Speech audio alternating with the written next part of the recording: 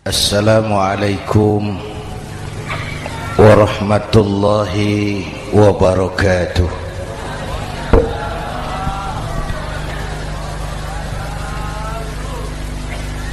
Alhamdulillahi wa kafa, wassalatu wassalamu ala sayyidina Muhammadin al-Mustafa wa ala alihi wa ashabihi ahli sidqi wal wafa, amma ba'd. Para ulama, para habaib, para masyayikh yang saya muliakan, yang terhormat Bapak Kapolres dan Bapak Dandim, Sahibul Bait, segenap keluarga besar Pondok Pesantren Raudhatul Muta'allimin Al-Aziziyah, bapak-bapak, ibu-ibu, hadirin hadirat ma'asyiral muslimin yang saya cintai. Saya bersyukur dapat menghadiri haflah Maulidin Nabiil Karim, dan saya bangga dan terharu dengan keberadaan Pondok Pesantren Raudhatul Muta'allimin Al-Aziziyah ini.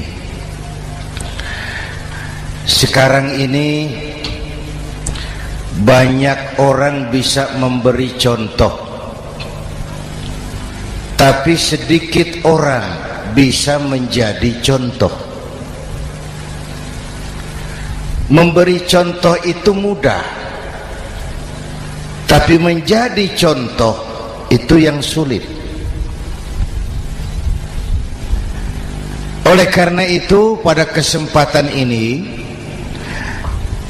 kita ingin mengambil contoh bagaimana Rasul melaksanakan perjuangan. Apa modal utamanya? Saya sampaikan 3 sajalah, mudah-mudahan selesai 10 menit.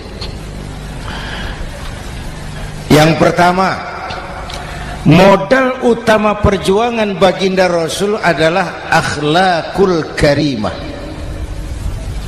Memperbaiki akhlak dengan akhlak.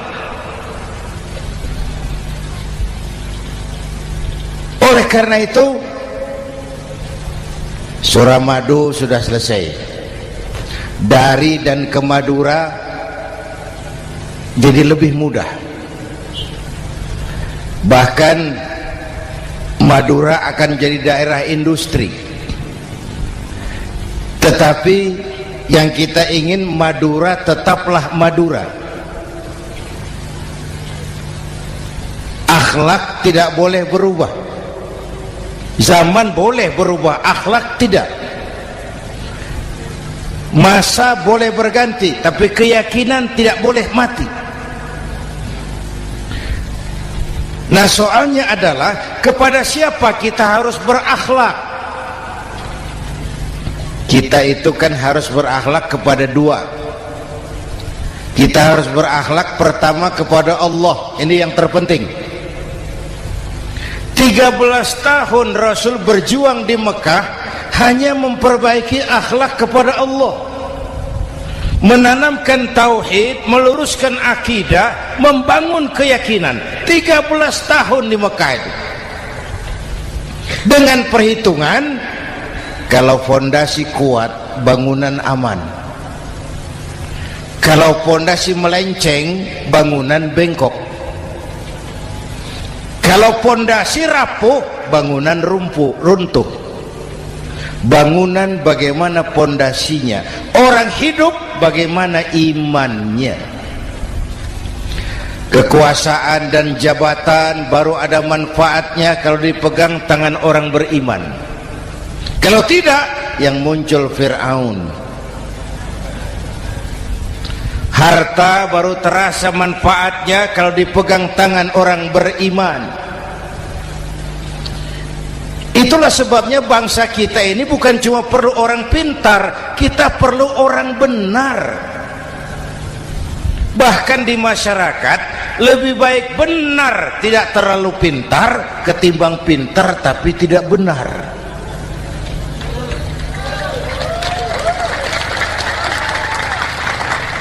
Kalau sudah pintar tidak benar, rusak rakyat itu Pak.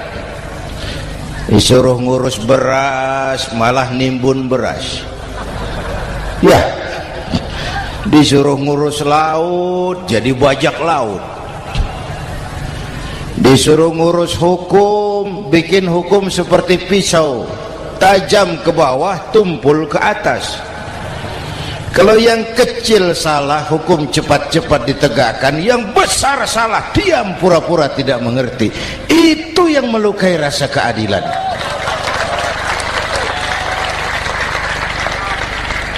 Mulai dari akhlak kepada Allah. Bagaimana cara berakhlak kepada Allah? Caranya dua. Pertama, jangan menyekutukannya dengan sesuatu pun. Yang kedua, jangan menyembah kecuali hanya kepadanya. Itu akhlak kepada Allah. Konsisten, disiplin. Saya bersaksi tiada Tuhan selain Allah, maka saya tidak akan menyembah kecuali hanya kepada Allah. Saya tidak akan takut kecuali hanya kepada Allah. Saya tidak akan minta tolong kecuali hanya kepada Allah. Saya tidak akan melarikan persoalan kecuali hanya kepada Allah. Saya bersaksi Nabi Muhammad utusan Allah, Nabi terakhir. Tidak ada Nabi sesudah Nabi Muhammad. Harga mati, titik. Disiplin. Ada yang mengaku jadi Nabi, wajib tidak percaya. Disiplin. Sekarang ini kan bangsa kita disiplinnya lemah. Korupsi agak sulit diberantas karena pejabat kita takut atasan tapi nggak takut Tuhan.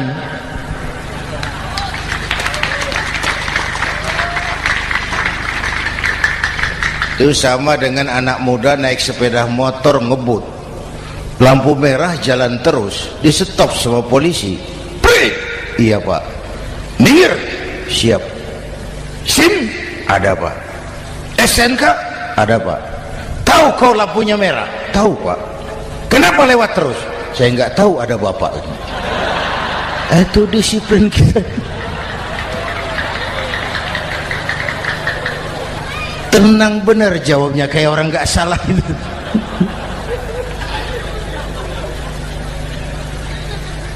Iman. Apalagi belakangan ini saya sering bilang gini Pak, ini humor tapi agak tasawuf. Orang yang paling tenang hidupnya itu tukang parkir. Coba lihat tukang parkir, walaupun mobil banyak, mereknya bagus-bagus, tidak pernah sombong. Ini tenang. Nanti mobil pergi satu demi satu, habis sama sekali, dia tidak sedih. Tenang. Mobil banyak tidak sombong, mobil habis tidak sedih. Apa rahasianya? Ternyata, ini tasawufnya di sini. Tukang parkir tidak merasa memiliki, tapi merasa dititipi. Itu. Siapa saja yang merasa memiliki, bersiaplah kehilangan, dan itu menyakitkan. Tapi kalau merasa dititipi, jabatan, harta, anak, istri, semua titipan, hiduplah seperti tukang parkir. Pertama, titipan tidak boleh bikin kita sombong. Dititipi kok sombong, tidak pantas. Ya, Pak Zainuddin titip mobil ya, silakan. Yang punya mobil pergi, saya petatang peteteng. Tidak pantas dititipi kok sombong. Ada orang dititipi jabatan oleh Allah sombong. Dititipi sombong. Ada enggak pejabat sombong? Ada, namanya Fir'aun. Itu pejabat-pejabat sombong anak buah Fir'aun semua. Dititipi harta oleh Allah, jadi orang kaya sombong, sama tetangga tidak mau kenal, orang lain kecil semua, jalan tidak injak tanah. kuntilanak. Yang kedua penting, titipan harus dijaga baik-baik. Kalau tidak, yang nitip marah. Yang nitip marah. Pak, titip sepeda motor, silakan. Waktu diambil sepeda motor, kaca spion pecah, knalpot hilang, bemper hancur. Marah enggak yang nitip? Marah. Saya kan titip, kenapa enggak dijaga baik-baik? Dititipi harta oleh Allah jadi orang kaya supaya bangun pesantren, bela yatim, santuni yang lemah. Pelitnya 17 setan. Yang nitip marah. Dititipi jabatan oleh Allah isinya korupsi saja, yang nitip marah. Nah, saya mau kasih lihat sekarang. Allah titip Indonesia. Allah titip Indonesia. Hai rakyat, ini Indonesia, aku titip, kata Allah. Sebentar, ada meja mau naik. Silakan, Mas. Iklan. Ya, terima kasih. Jangan disangka kalau disediakan air teh pidatonya jadi lama. Dekorasi ini kok. Sampai mana tadi? Hai rakyat, ini Indonesia, aku titip, kata Allah. Ini negara besar dan kaya. Titipan ini ditebus dengan keringat, air mata, darah, dan nyawa. Ini bedanya. Malaysia memang merdeka, tapi diberi Inggris. Singapura merdeka, diberi Inggris. Indonesia merdeka, keringat, air mata, darah, dan nyawa. Ini negara aku titip, kata Allah. Ini negara besar dan kaya. Buminya subur. Di atas perut buminya segala tanaman hidup. Di bawah perut buminya ada gas, minyak, batu bara. Lautnya kaya, hutannya kaya. Kekayaan negeri ini harus digunakan bagi sebesar-besar kemakmuran rakyat. Itu amanat konstitusi. Disalahgunakan, dikorupsi, yang nitip marah. Yang nitip marah. Kalau dia marah, dia suruh makhluknya yang lain negur. Siapa? Merapi, Bromo, anak Krakatau. Itu Merapi demo, Pak.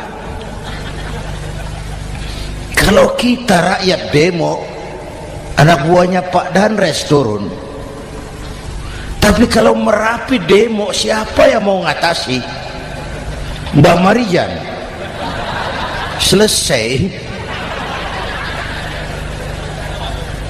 Sekarang Mbah Marijan sudah kumpul sama Mbah Surip di alam barzah. Dia sudah ketemu dia. Kata Mbah Surip, tenang Mbah Marijan, tak gendong, aman sudah. Aman sudah. Saya mau bilang Merapi itu makhluk, Krakatau itu makhluk, Bromo itu makhluk. Tidak mungkin makhluk bergerak dengan sendirinya, pastilah ada yang menggerakkan. Maka baik-baiklah sama yang bikin angin supaya bertiupnya sesuai keperluan. Baik-baik dengan yang bikin air supaya datangnya sesuai kebutuhan.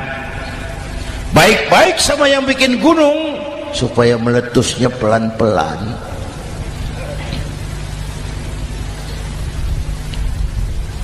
Bapak Ibu hadirin yang saya hormati, menjaga titipan. Jangan menyembah kecuali hanya kepadanya. Jangan menyekutukannya dengan sesuatu pun. Ayo, saya ngobrol kita. Bapak Ibu hadirin yang hadir di sini ini, kita ini semua hamba Allah apa bukan? Hamba Allah. Kata siapa?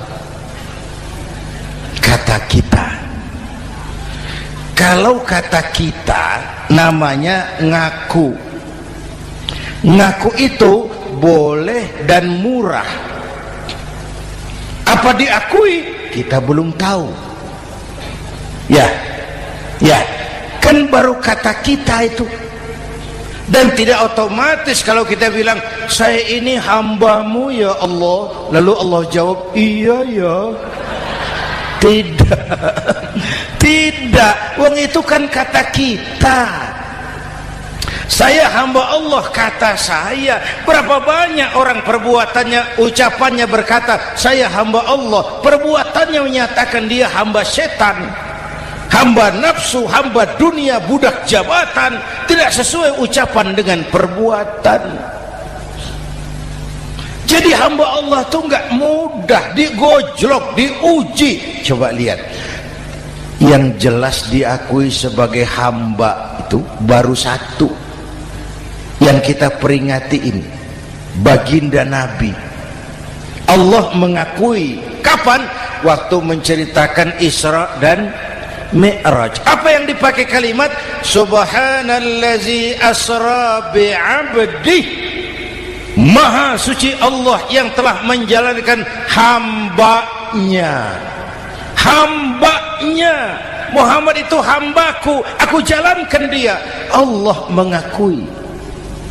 Kapan kalimat ini turun?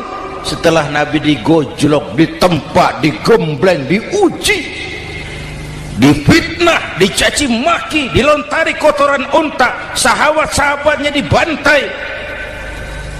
Lolos, Muhammad betul-betul hambaku. Ayo Isra Muhammad.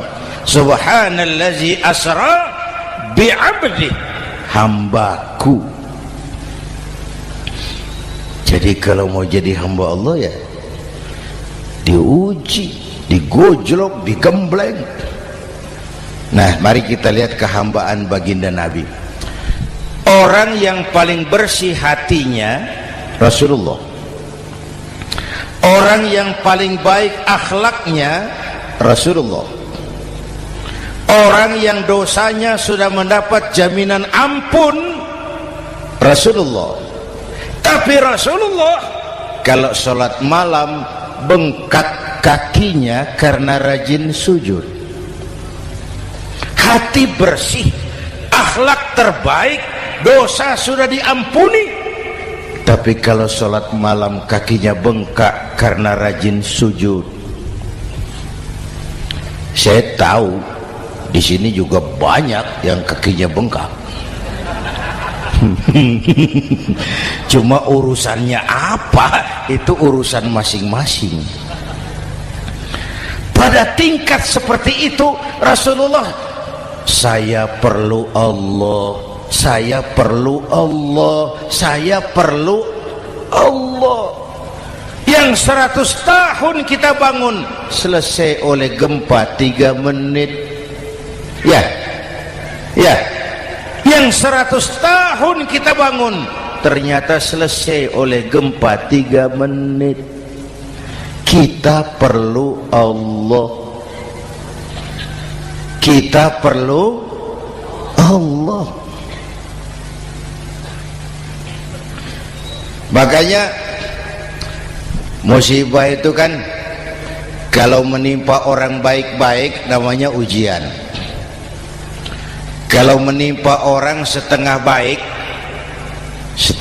itu paru-paru yang bikin malaikat bingung. Sholat rajin, maksiat tekun, baca Quran mau, fitnah orang hobi, ngaji nyolong jalan terus. Untung di sini nggak ada yang begitu. Di Jakarta banyak. Di sini insya Allah sama. Jakarta. Orang separuh-separuh seperti itu kalau dapat musibah itu namanya teguran, bukan ujian. Kenapa ditegur? Lalai. Nah, kalau orang jahat dapat musibah itu namanya persekot. Uang muka tanda jadi. Kontannya nanti di akhirat. Kalau diuji bukan saja harus sabar tapi harus lulus. Kalau ditegur, introspeksi, perbaiki yang kurang, kurangi yang memang berlebihan. Bertali-tali, bersambung-sambung musibah ini, dan musibah kalau datang tidak pernah memilih, tidak pernah memilih. Bapak Ibu hadirin yang saya muliakan, jadi mari yang pertama jaga akhlak kita kepada Allah. Jangan menyekutukannya dengan sesuatu pun, jangan menyembah kecuali hanya kepadanya. Sekarang kan musim entertain, orang pandai membangun pencitraan, orang pinter bikin bungkusan. Sekarang ini kiai sama dukun tipis bedanya. Bener Pak, pemburu hantu pakai sorban, pakai gamis, nanti kiai pakai helm. Atribut sudah kacau sekarang ini, siapa pakai apa, siapa mau jadi apa, tidak jelas. Sementara masyarakat kita memang agak kutil, kurang teliti, cepat heran, gampang kagum. Pernah terjadi suatu saat tabrakan di jalan, keras sekali, korban jatuh berlumur darah, dikerubungi orang banyak. Datang wartawan mau ambil gambar dari dekat, sulit, banyak sekali orang ngerubung. Dia cari akal, tolong saya dikasih jalan ke dekat korban. Orang menoleh semua, saudara siapa? Saya bapaknya korban, katanya. Dia mengaku bapaknya korban, ya orang minggir semua. Minggir, ada bapaknya korban. Orang minggir semua, dia maju ke depan korban. Sampai di depan korban pucat mukanya itu wartawan. Kenapa? Yang ketabrak anak monyet, Pak. Dia sudah ngaku bapaknya korban.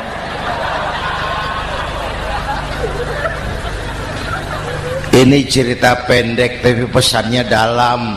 Kalau belum kenal benar jangan cepat-cepat ngakui. Ya, rakyat harus cerdas sekarang ini. Emas pasti kuning, benar itu? Apa semua yang kuning pasti emas? udah cerdas lah itu, Hati-hati, ini jangan pencitraan. Orang pandai bikin bungkusan. Oleh karena itu kita juga harus punya filter supaya tidak hanyut oleh kedangkalan-kedangkalan pencitraan itu. Satu itu akhlak kepada Allah. Yang kedua, kepada siapa kita berakhlak? Kepada sesama manusia. Kepada sesama manusia itu siapa? Pertama, sesama muslim. Malam ini saya hadir di sini, saya tidak merasa tamu. Saya hanya keluarga di tengah keluarganya. Bahwa saya lahir di Jakarta itu sih kebetulan, saya nggak pesan. Yang kita tidak pesan jangan diributkan. Kita nggak pesan. Warna kulit seperti ini kita nggak pesan.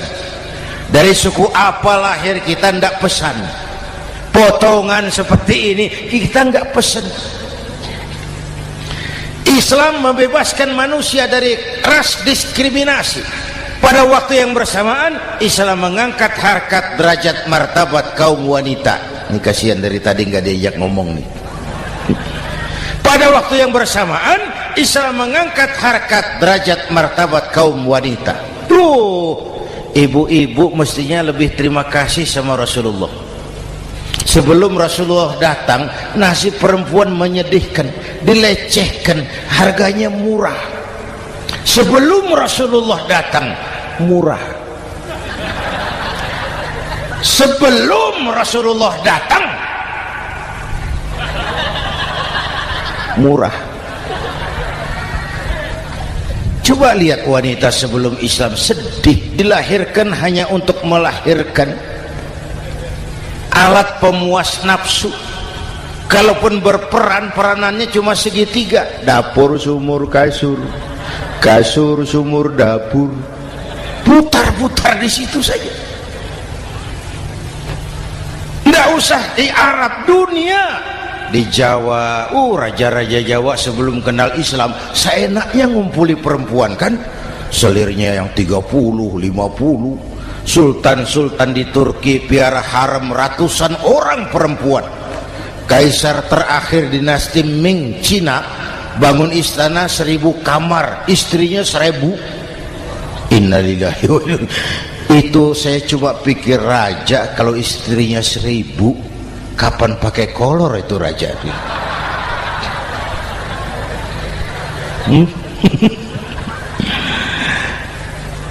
Rasulullah datang terenyuh, an-nisa imadul bilad, perempuan jangan diperlakukan begitu, perempuan tiang negara.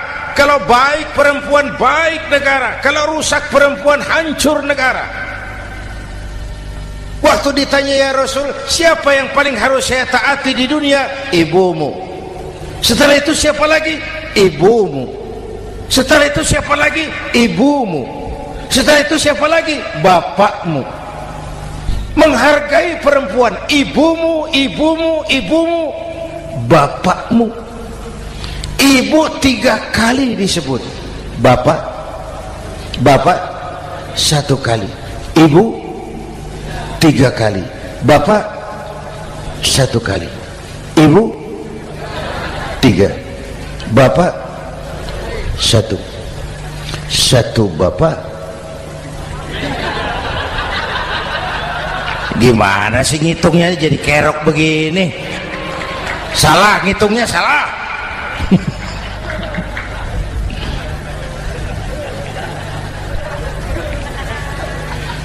Lalu dicairkan kehidupan kemasyarakatan di masjid. Masya Allah, masjid itu pendidikan demokrasi betul. Pertama, siapapun masuk masjid copot sandal, buka sepatu. Benar itu? Ini masyarakat yang mau kita bangun. Tidak ada warga negara kelas 1, semua sama. Lurah masuk masjid buka sepatu, rah. Camat masuk masjid buka sepatu, mat. Gubernur masuk masjid buka sepatu, Nur. Nikmatnya masyarakat masjid, nikmatnya masyarakat masjid. Coba binatang saja harganya tidak sama toh. Sapi yang mahal, yang gemuk, betul, karena harga sapi pada dagingnya. Makin gemuk sapi makin mahal harganya. Tapi ada burung perkutut lebih mahal dari sapi, padahal dagingnya sedikit, betul. Kenapa harganya lebih mahal dari sapi? Harga perkutut suaranya. Di mana harga manusia? Yang paling gemuk silahkan bersaing dengan sapi. maaf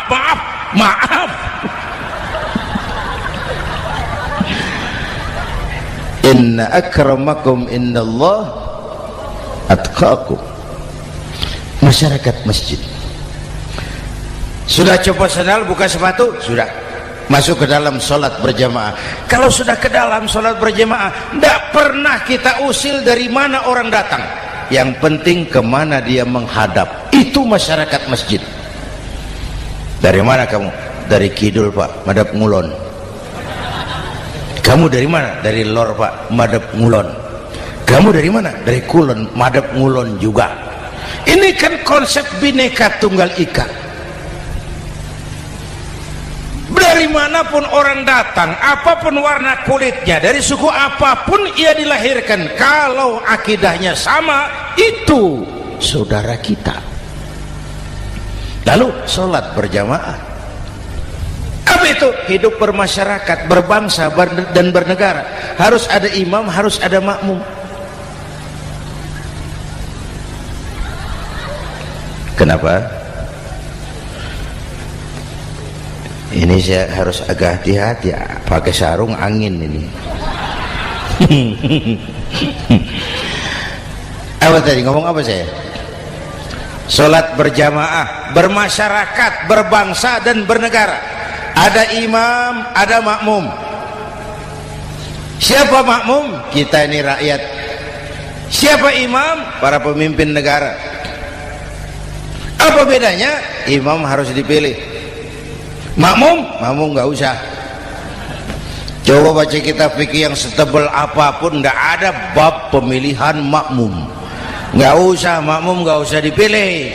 Orang buta boleh jadi makmum, orang bisu boleh jadi makmum, tukang mabuk boleh jadi makmum, tapi tidak tiap orang boleh jadi imam. Imam harus dipilih.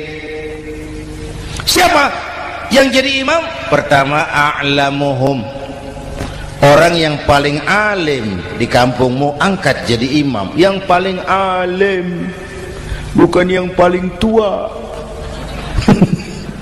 Yang paling alim, tahu urusan, punya konsep, punya visi dan misi, mengerti negara ini mesti dibawa kemana, jalan keluarnya apa, angkat jadi imam. Pak, ada dua orang Pak, alimnya sama, yang mana yang dipilih? Kalau ada dua orang alimnya sama, kata Nabi, afsahuhum, yang lebih fasih lidahnya. Apa artinya fasih? Nyambung sama rakyat, tahu apa yang dimaui rakyat, nyambung. Tidak sah orang fasih bermakmum kepada imam cedal.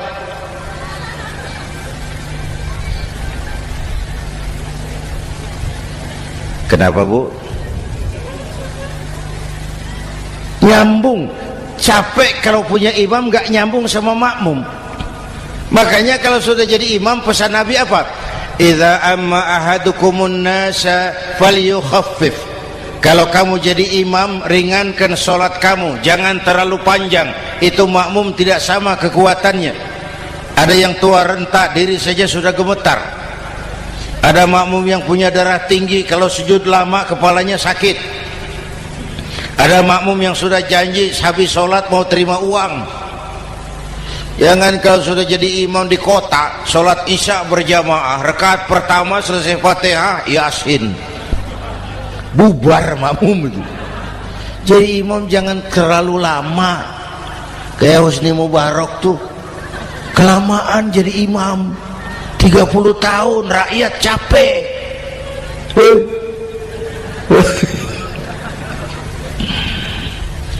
Bapak Ibu hadirin yang saya hormati, nah masyarakat Islam ini loyal, taat, setia. Kapan? Kalau imamnya benar. Imam takbir, makmum takbir, imam ruku', makmum ruku', imam i'tidal, makmum i'tidal, imam sujud, makmum sujud. Tapi masyarakat Islam tidak buta.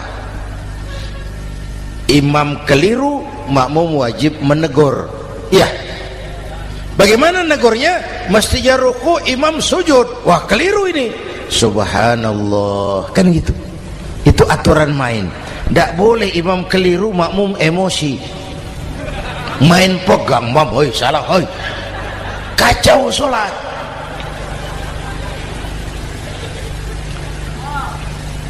Imam buang angin, apa makmum lalu berkata, demi kesetiaan saya kepada imam, imam buang angin, saya lebih keras lagi. Goblok. Iyyaka na'budu wa iyyaka nasta'in. Sampai situ imam buang angin, minggir. Tidak usah ribut. Yang di belakang satu orang maju ke depan, lanjutkan pekerjaan imam. Yang penting imam tahu diri, buang angin, minggir. Ini negara rusak karena imam sudah buang angin. Tenang aja, kayak orang nggak salah gitu loh.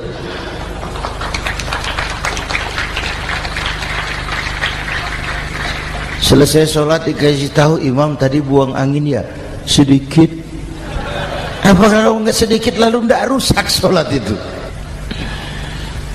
Nah, dalam berjaga akhlak kepada sesama, ayo kita jaga kesatuan, persatuan, kerukunan, kekompakan. Ini pesantren Raudhatul Muta'allimin Al-Aziziyah, ini aset kita. keberadaannya, pengembangannya, kelangsungannya, bukan sekedar tanggung jawab pengurusnya, tanggung jawab kita sesuai dengan bidang dan kemampuan masing-masing. Yang punya jabatan bantu dengan wewenangnya, yang punya harta bantu dengan uangnya, yang punya tenaga bantu dengan tenaganya, yang bisa doa bantu dengan doanya, yang tidak bisa apa-apa bantu dengan diam. Diam saja lumayan loh itu membantu. Bapak Ibu hadirin yang saya hormati, saya ingat almarhum Panglima Besar Sudirman pernah bilang, kamu itu kalau mau menang harus kuat, kalau mau kuat harus bersatu, kalau mau bersatu hidupkan semangat silaturahmi. Mau menang harus kuat, mau kuat harus bersatu, mau bersatu hidupkan silaturahmi. Bapak Ibu hadirin, rukun antar umat seagama. Beda pendapat boleh, marah jangan. Kalau di Jakarta kan sekarang lagi musim apa itu wahabi yang bid'ah, sedikit bid'ah itu. Saya sih bilang yang suka tahlil bagus, terusin. Yang nggak suka tahlil nggak apa-apa, tapi jangan mencaci maki yang suka tahlil. Orang yang mabuk masih banyak kok yang tahlil dicaci maki. Kita nih seperti orang kurang kerjaan. Waktu guru saya Hadratul Mukarram Ki Haji Dr. Idham Khalid wafat, saya ajak orang baca Fatihah. Selesai, saya lagi duduk di belakang, seorang pengusaha nemui saya, Kiai, kenapa? Saya coba ingin kepastian. Apa?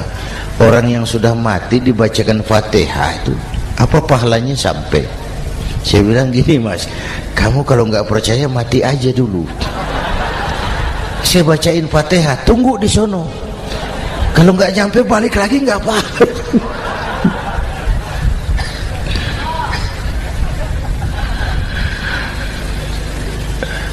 Depan rumah saya itu ada masjid, Pak, pakai beduk seperti itu. Ada teman saya,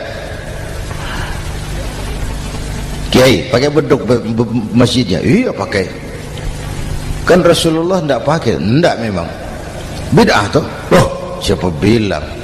Beduk itu bukan agama, itu budaya, tanda masuk waktu. Bukan manggil orang sholat. Manggil orang sholat pakai azan. Tanda masuk waktu, itu hebatnya Wali Songo, pakai beduk. Kalau nggak mau pakai beduk boleh, teriak-teriak juga boleh. Maghrib, boleh. Tapi Wali Songo kan bijaksana, pakai beduk saja, sekali pukul satu desa dengar. Itu bijaksananya dakwah Wali Songo. Kalau beduk dianggap bid'ah, miskin kita. Itu budaya.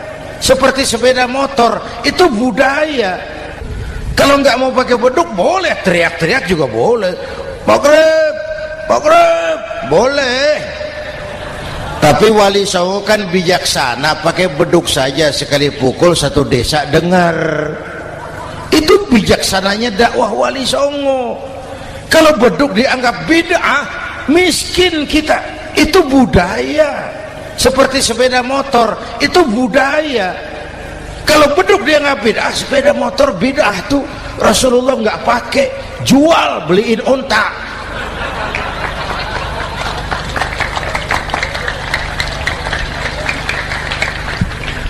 Ayo cari persamaan, jangan memperbesar perbedaan. Hormati pendapat orang kalau pendapat kita juga ingin dihormati. Kasus Ahmadiyah meledak lagi di Cikesik, Banten. Lalu pendekar-pendekar HAM menganggap itu tirani, mengganggu kebebasan beragama. Dia lupa bahwa Ahmadiyah masalahnya bukan kebebasan beragama, tapi penodaan terhadap agama. Kalau kebebasan beragama sih umat Islam welcome. Orang mau Hindu, mau Buddha, mau Kristen bebas memilih agamanya masing-masing. Tapi ini kan Ahmadiyah lain, ngakunya Islam tapi ada nabi lagi sesudah Nabi Muhammad, namanya Mirza Ghulam Ahmad, asal dari India. Saudara hadirin yang saya hormati, ini yang prinsip penodaan terhadap agama. Kalau nggak ngaku Islam nggak masalah. Supaya mau aman caranya cuma dua, Ahmadiyah jadi agama sendiri, karena Malaysia sudah melarang, Brunei sudah, Rabithah Alam Islami menyatakan aliran sesat, Saudi Arabia melarang pengikut Ahmadiyah pergi bikin haji, dia dianggap non muslim. Cuma memang pemerintah kita nggak tegas. Kalau dari dulu dinyatakan dilarang, nggak akan ada lagi kasus-kasus seperti itu.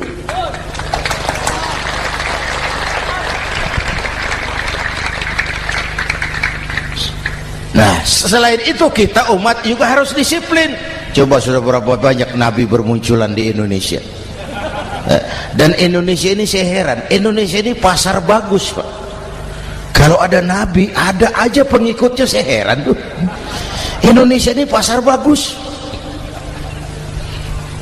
Ada Ahmad Musaddiq Al-Qiyadah, jadi nabi.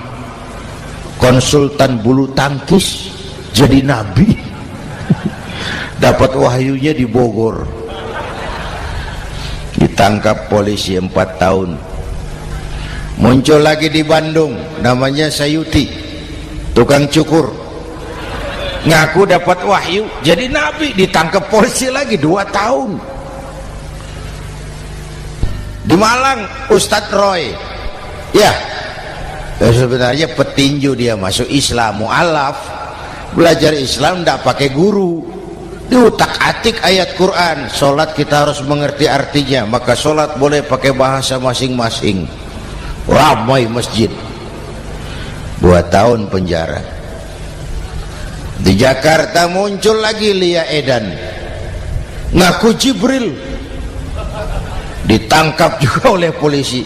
Kita salut sama polisi kita lah, bukan cuma teroris, Jibril ditangkap Pak Kapolres.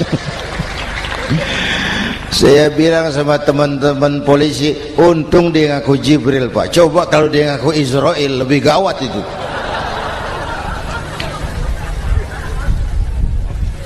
Yang parah, antara Cirebon Losari, dia perbatasan Jawa Tengah Jawa Barat, pernah muncul agama baru namanya agama Jasun, agama Jawa Sunda, agama Jasun Jawa Sunda.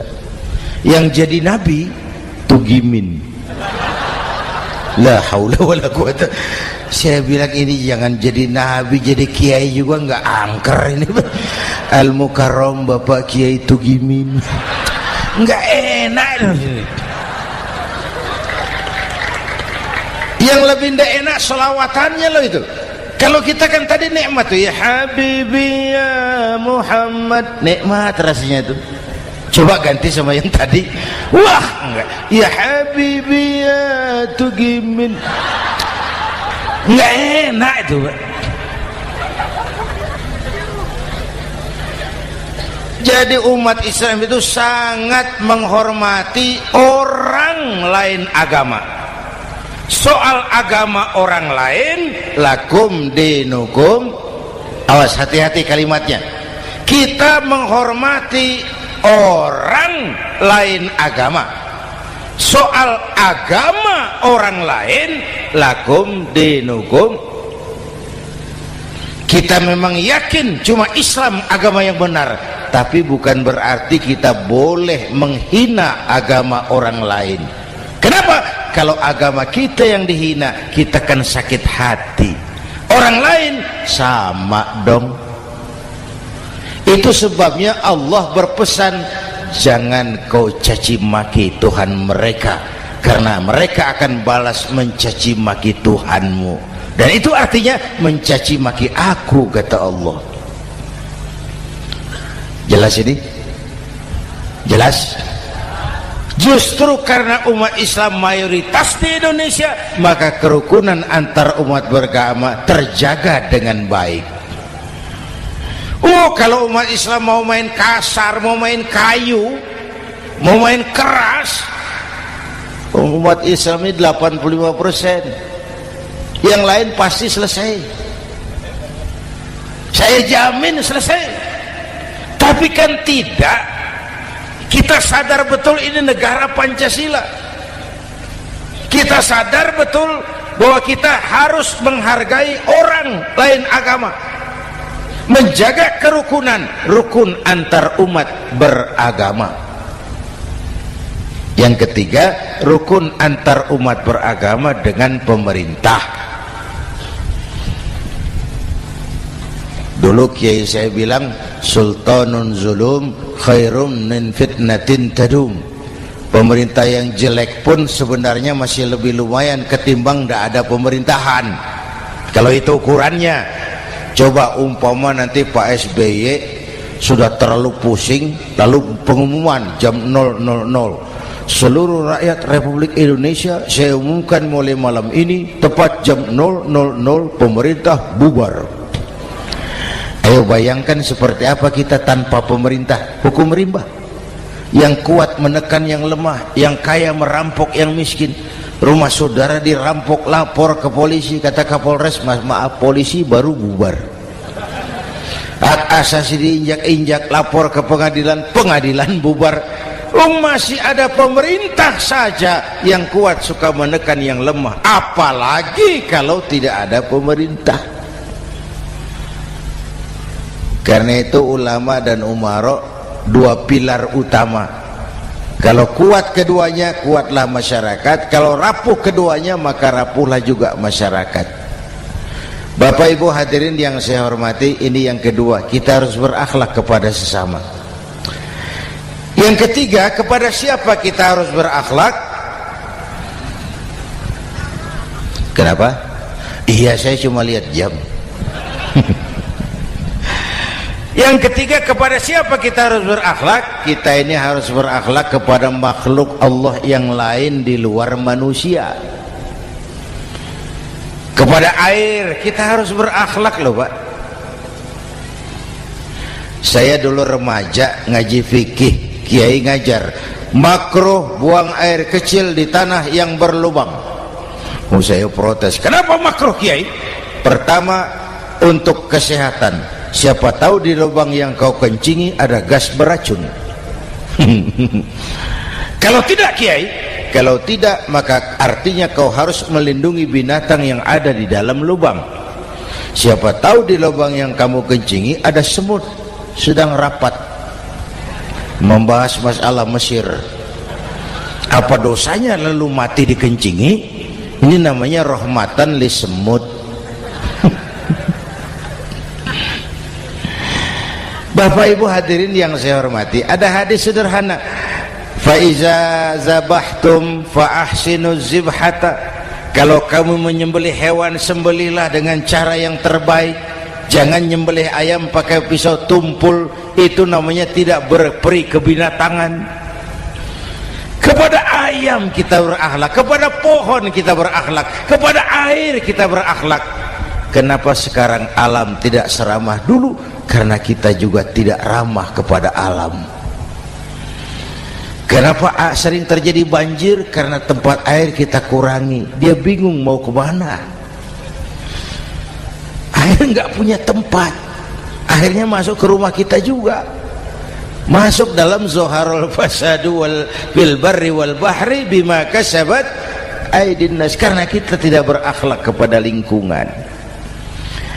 Bapak Ibu hadirin yang saya hormati, jadi itu yang pertama, modal utama perjuangannya akhlakul karimah.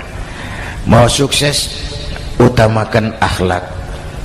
Industrialisasi boleh terjadi di Madura, jalan berhotmik licin, oke, listrik masuk desa, alhamdulillah, tapi akhlak jangan berubah, akidah jangan goyah.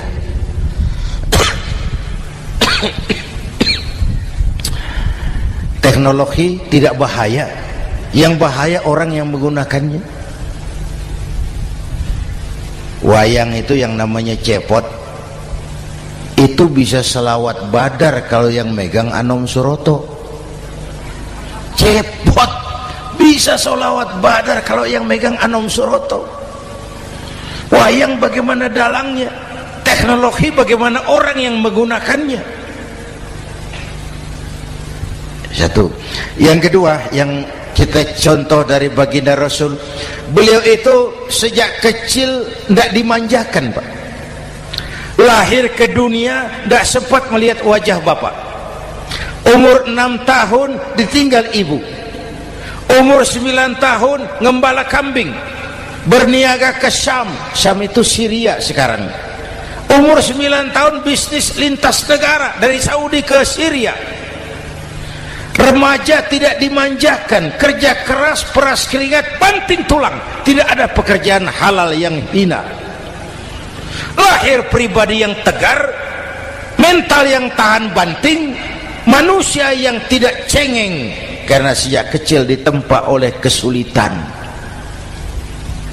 Jadi gini, orang itu kalau biasa susah, ketemu susah, tidak kaget, Pak. Mentalnya kuat. Saya santri biasa makan kangkung, datang ke rumah teman dikasih kangkung, loh makanan saya ini, dikasih daging ayam, nambah. Orang tuh kalau biasa susah enak. Saya santri biasa tidur di masjid, disuruh nginep di hotel, pules, Pak. Tapi yang biasa tidur di hotel suruh nginep di masjid, encok. Hidup ini perjuangan. Mau sukses harus berani susah. Jangan seperti dulu nih cerita santri. Ada santri beternak lebah, ambil madunya itu. Satu hari dia mau periksa sarang lebah, naik ke pohon pakai tangga, pakai sarung biasanya santri. Dia lupa tidak pakai celana dalam, naik pohon periksa, entah bagaimana terpegang sarang lebah itu, berhamburan lebahnya keluar, salah satu masuk ke sarungnya, tergigitlah Al-Mukarramnya itu. Dia menjerit, aduh, jatuh berguling ke bawah. Sudah lama jatuh, dia buka sarungnya, dia lihat bengkak. Karena bengkak kan jadi besar, senang juga dia. Dia berdoa, ya Allah, hilangkan sakitnya, biarlah bengkaknya. Ini kan, ini doa orang nggak konsekuen. Bengkak dan sakit itu paket. Mau bengkak ya harus berani sakit. Masa sakitnya bengkaknya mau, sakitnya nggak mau. Itu satu itu. Yang kedua, kita ini sering kalau punya cita-cita sering seperti rapat tikus. Satu hari sekelompok tikus rapat paripurna tikus untuk mengantisipasi bahaya kucing. Bagaimana supaya kucing itu jangan lagi mengganggu kita. Akhirnya ada yang mengusulkan begini, bagaimana kalau di leher kucing kita gantungkan lonceng, supaya kalau dia datang dari jauh suaranya sudah kedengaran dan kita bisa lari menyelamatkan diri. Wah, cerdas dia. Setuju semua. Setuju, bagus. Nah, oke. Waktu pembicaraan dilanjutkan, tikus mana yang mau menggantungkan lonceng ke leher kucing, rapat bubar. Setuju, akur, iya. Waktu kerja selesai. Bapak Ibu hadirin yang saya hormati, terutama anak-anak saya, para santri, remaja, pemuda. Hidup ini persaingan. Bapakmu tamat SD, nak kau sarjana. Bapakmu cuma jadi RT, nak kau camat. Bapakmu tukang tambal ban, kau harus punya pabrik ban. Anak saya pertama dulu, saya titip mondok di Tebu Ireng. Tahun pertama pulang saya kontrol, sini kau, apa hasilmu setahun di pesantren? dia sodorkan saya sebuah piagam penghargaan juara lomba pidato di pondoknya. Saya heran, ini anak di rumah jarang ngomong, kok bisa jadi juara pidato? Saya tanya, kamu bisa pidato, apa yang dipidatoin? Dia bilang, kan kaset ayah dihafalin gitu. Ya saya ketawa juga, waktu itu dia masih anak-anak. Baiklah, tapi apa cita-citamu? Saya kepengen seperti ayah. Wah, kau ini salah.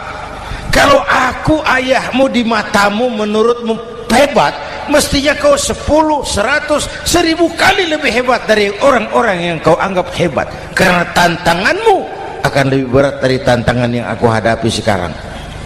Kalau kau sama dengan aku, kau ditinggalkan zaman karena kau tidak mampu menjawab tantangan zamanmu. Bapak Ibu hadirin yang saya hormati, persaingan tajam, tantangan makin berat. Oleh karena itu diperlukan semangat yang dicontohkan Nabi. Kerja keras, peras keringat, banting tulang. Tidak ada pekerjaan halal yang hina.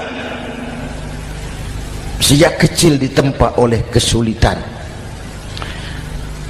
Asal jangan seperti saya tadi ngobrol sama teman-teman, sekarang ini di negara kita banyak politisi miskin negarawan.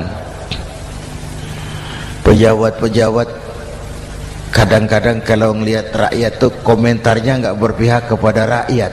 Saya ingat waktu Mentawai dihantam gempa, Nias hancur, infrastruktur hancur, rumah rakyat luluh lantak. Ketua DPR Pak Marzuki Ali bilang, bagaimana itu rakyat? Ya itu resikonya punya rumah di pinggir laut. Waduh, ini bukan komentar pemimpin, rakyat lagi susah kok dibilang kayak gitu. Saya prihatin dengan ucapan kayak gitu. Waktu cabai 100.000, di sini berapa sekarang? Sama ya. Waktu cabai mahal, ada pejabat bilang, rakyat suruh nanam cabai aja di halaman rumahnya. Ini kan nggak solutif dan nggak cerdas. Cabai naik, rakyat suruh nanam cabai. Nanti beras naik, rakyat suruh nanam padi. Yang saya khawatir kalau telur mahal, apa rakyat suruh betelur gitu? Ini kan nggak cerdas dan nggak solutif.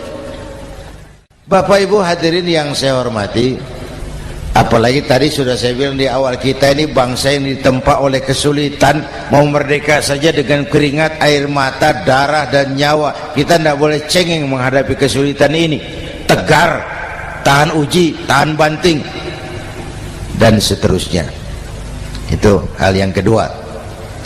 Yang ketiga, terakhir, Rasulullah itu sosok yang ibadahnya luar biasa. Tadi sudah saya jelaskan sebagian. Ibadahnya luar biasa. Ayo kita bantu keamanan negeri kita ini. Dengan apa? Istighfar. Wa ma kana Allahu mu'adzibahum wa hum yastaghfirun.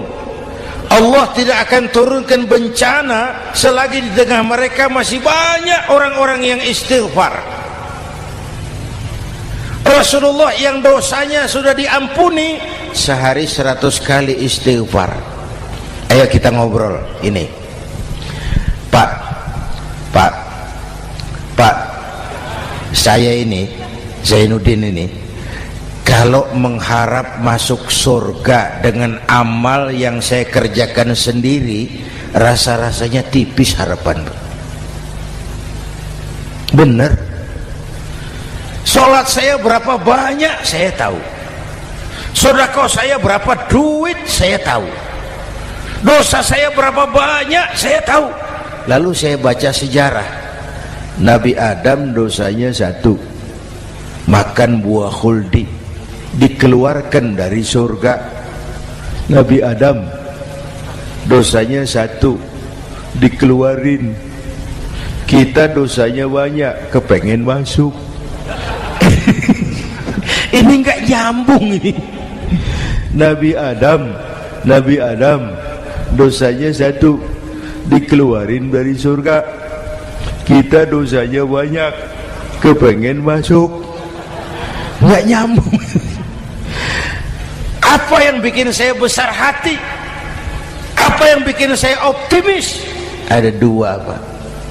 Pertama yang disebut rahmat Allah, yang kedua disebut syafaat Rasulullah. Dua itu, Pak. Oh, kalau kita ini insya Allah nanti sampai ke surga, amin, amin. Kalau kita ini sampai ke surga, Pak, saya jamin itu bukan karena amal kita, itu karena rahmatnya Allah. Hendaklah seberapa banyak sih amalan kita mau menggapai surga? Kalau bukan karena rahmatnya Allah, sulit sampai ke sana. Manusia, dosamu besar, tapi lihat rahmatku lebih besar. Manusia, salahmu banyak, tapi ampunanku lebih banyak.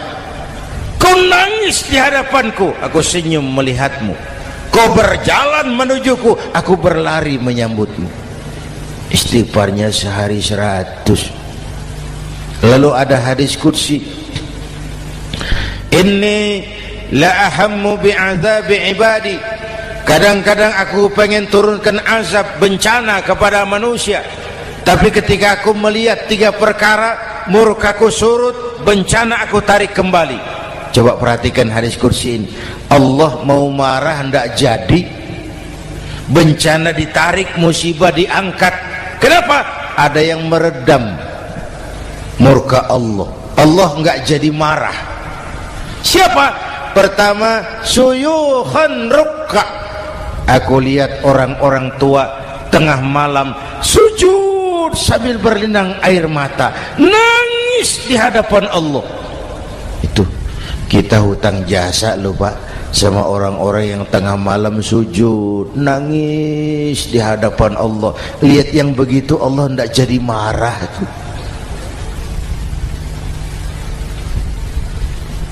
Saya tahu nih bapak-bapak ini, ibu-ibu kan suaminya sering bangun tengah malam ya Bu, kencing bikin bingung malaikat. Sudah mau ditulis tahajud, kencing doang. Kata malaikat, sialan, hampir salah tulis.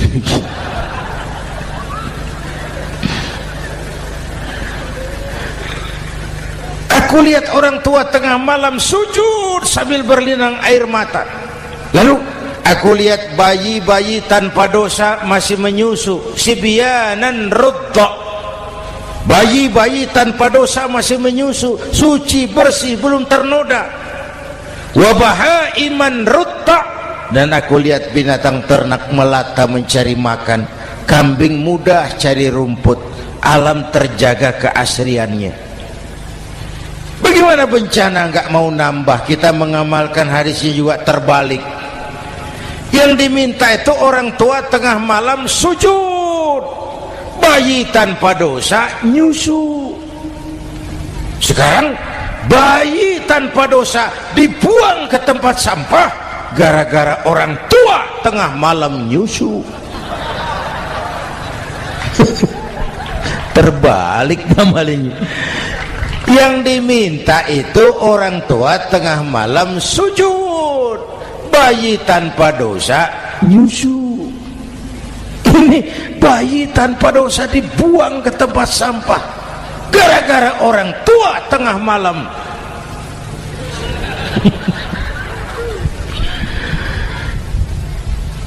Bapak Ibu hadirin yang saya hormati, rahmat Allah kita perlu. Yang kedua, syafaat Rasulullah. Mari saya cerita syafaat sedikit. Ini sudah jam 00:05 ya. Ini kalau hitungan Indonesia ini sudah ganti hari, Pak. Jadi inilah ceramah terpanjang di dunia. Bayangkan saya pidato dari hari Selasa sampai hari Rabu.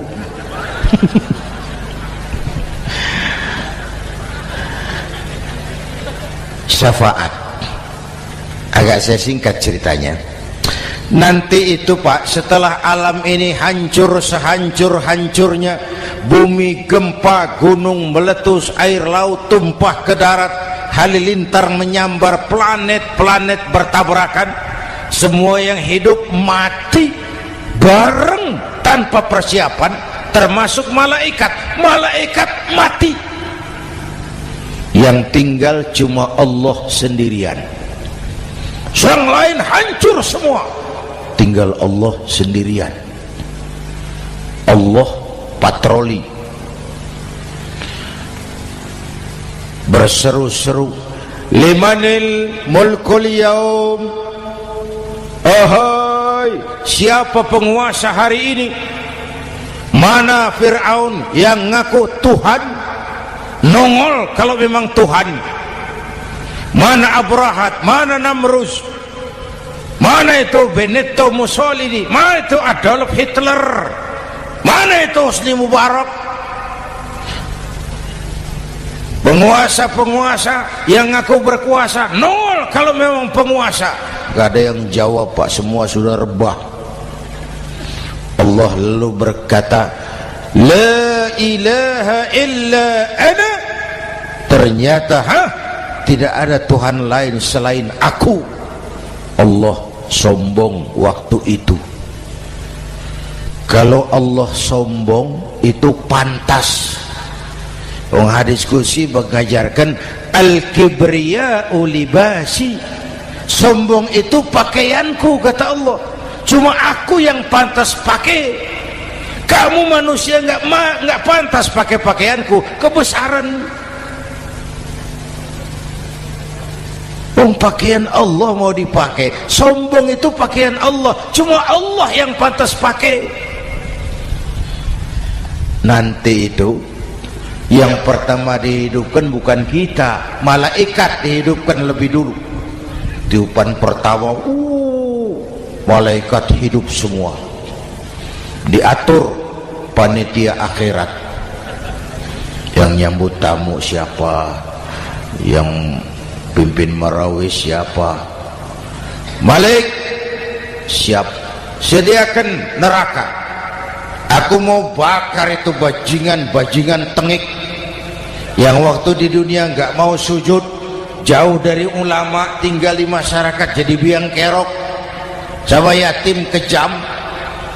Sediakan neraka. Baik, Ridwan, iya, sediakan surga. Aku mau balas hamba-hambaku yang waktu di dunia rajin sujud, dekat dan cinta kepada ulama, santun kepada yatim, suka menolong orang yang memerlukan pertolongan. Baik, Jibril, Mikail, iya, ke surga. Untuk apa ya Rob?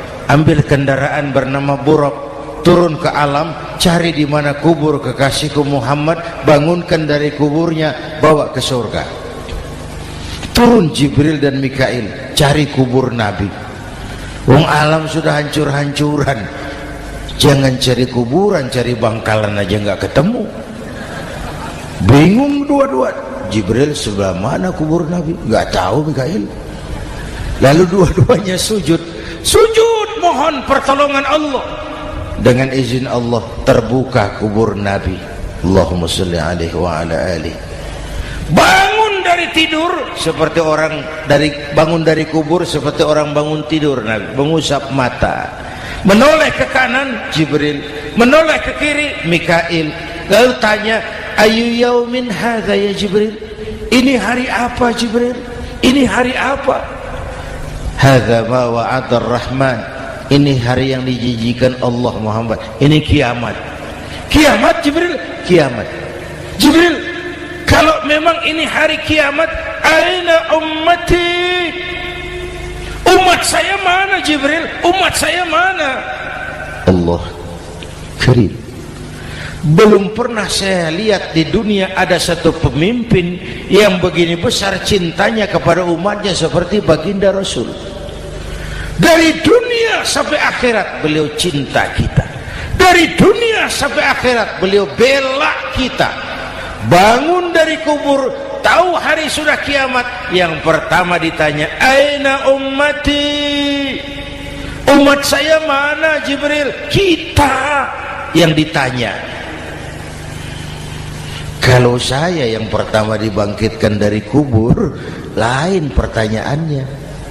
Ini hari apa Jibril? Kiamat Zainuddin. Oh, bini saya mana Jibril? Nabi enggak tanya Khadijah wala Fatimah wala Aisyah, aina ummati, umat saya mana Jibril? Umatmu? Iya, kau manusia pertama yang dibangunkan dari kubur, yang lain masih dikubur. Oh, lalu kita ke surga Muhammad, perintah Allah, perintah Allah. Sampai di surga seperti orang tidak betah Nabi itu, resah, gelisah, mondar mandir, mukanya murung. Yang punya surga kan negur, Muhammad, labbaik ya Rabb. Tidak enak di surga ya? Enak. Kok kamu seperti orang nggak kerasan gitu loh, resah, gelisah. Kenapa? Saya teringat umat saya ya Allah. Umat saya bagaimana nasibnya? Iya, saya sudah enak di DPR. Salah. Saya sudah enak di surga, gaji cukup, kursi empuk, dapat mobil dinas. Nggak.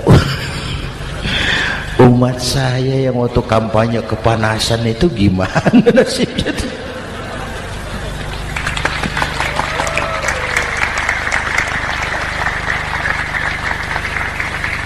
Makanya dulu di Senayan, di depan kantor DPR tuh banyak tukang kaca jualan di situ. Saya bilang ini tukang kaca pintar dagangnya di situ. Pas, maksudnya supaya yang mau berkantor di situ ngaca dulu. Ya, wakil lurah pasti tidak lebih tinggi dari lurahnya. Wakil camat tidak lebih tinggi dari camatnya. Ini kenapa wakil rakyat kok selalu lebih tinggi dari rakyatnya?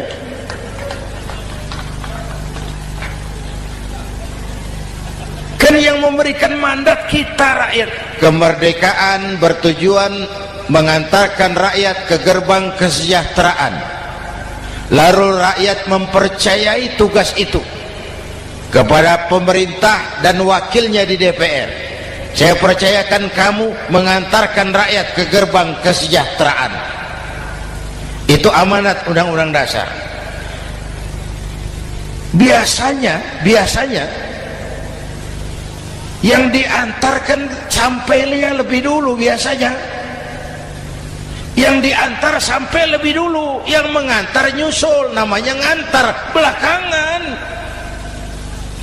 Ini lebih cepat wakil rakyatnya makmur daripada rakyatnya. Yang mau ngantar makmurnya lebih dulu dari yang mau diantar. Yang diantar kelelerahan di jalanan, yang mengantar udah sampai. Jadi bagaimana Muhammad? Saya minta izin mau keluar, tengok saya punya umat. Oke, saya potong ceritanya.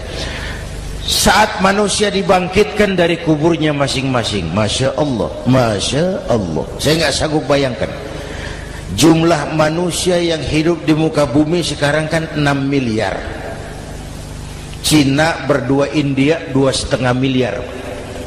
Cina 1,5 miliar, India 1 miliar rakyatnya. Berdua sudah 2,5 miliar. Itu kalau kencing bareng banjir besar. Bayangkan manusia dari awal sampai akhir berapa puluh miliar kumpul di padang mahsyar. Subhanallah. Sibuk, panik, bingung mau disidang di hadapan Allah. Sebagian kumpul di pojokan berunding, kita mau disidangi. Terus ayolah kita cari bantuan. Kemana? Adnan Buyung. Begini. Kita ini kan anak cucu Nabi Adam. Pantas dong kita minta tolong sama beliau. Yuk, setuju. Berangkat cari Nabi Adam. Ya Adam, anta abal bashar. Adam, tuan datuknya manusia. Kami cucu kamu, anak turunan kamu mau disidang. Tolong kami Adam, tolong. Kata Nabi Adam, Quraisy mas, rombongan Jawa aku naik mumet lagi sama Nabi Nuh saja. Nuh bilang tidak bisa, saya juga punya masalah, pernah minta obat ditenggelamkan. Ibrahim barangkali, semua Nabi hand up, angkat tangan. Dikala itu yauma la yanfa'u malun wala banun, di mana harta tidak ada lagi artinya, anak-anak tak jadi beban, tiap orang sibuk dengan urusannya sendiri-sendiri. Saat itu ada satu pemimpin, Allahumma salli alaihi wa ala alihi, diizinkan Allah. Dikala semua nabi yang lain angkat tangan hand up, beliau malah ummati ana laha, ta'ali ummati, ta'ali ummati, umatku sini, umatku sini. Beliau memanggil-manggil umatnya. Yang bagaimana yang dipanggil? Ada hadis, inna ummati ya'tuna yaumal qiyamah ghurran muhajjalin min atharil wudu. Umatku besok di akhirat datang menghadap Allah dengan muka bersinar-sinar karena sering wudu. Sering wudu kan sering sujud. Masa cuma wudu tapi enggak sujud? Itu nanti ndak usah mengaku Rasul yang panggil, sini umatku. Tapi kalau muka enggak pernah wudu, enggak pernah sujud, merangkak di depan Nabi, saya umatmu ya Rasul. Kata Nabi, umat saya enggak ada yang kumbal gini. Dikala itu beliau berkenan memberikan syafaat. Syafaat itu saudara-saudara, saya pakai sarung, sobek sedikit. Syafaat itu nambeli, itu loh. Salat saya kurang sedikit, sedekah saya campur riak sedikit, puasa saya ikhlas sedikit, ditutup dengan syafaat. Saya mau dagang, perlu modal 20 juta, saya punya uang 15 juta, yang 5 juta syafaat. Jadi harus ada modal. Kalau sholat enggak pernah, sedekah enggak pernah, lalu syafaatnya dari mana? Yang dapat tambelan itu yang punya sarung bolong, punya sarung sobek, ditambal dengan syafaat. Lah kalau enggak ada sarung, apa yang mau ditambal? Ya. Nah, mudah-mudahan kita semua mendapat rahmat Allah dan mendapat syafaatnya Rasulullah Sallallahu Alaihi Wasallam. Bapak Ibu hadirin, sudah 7:30 lewat 4 jam. Saya pun kangen, tapi hari sudah larut. Insya Allah lain kesempatan kita jumpa lagi. Terima kasih kepada Al-Mukarramun, para ulama, para habaib, pengasuh pesantren Raudhatul Muta'allimin Al-Aziziyah, dan semua yang hadir. Mudah-mudahan yang saya sampaikan ada manfaatnya. Usikum wa iyaya bitaqwallah. Aqulu qawli hadza fa astaghfirullahal azim li wa lakum. Wassalamu alaikum warahmatullahi wabarakatuh.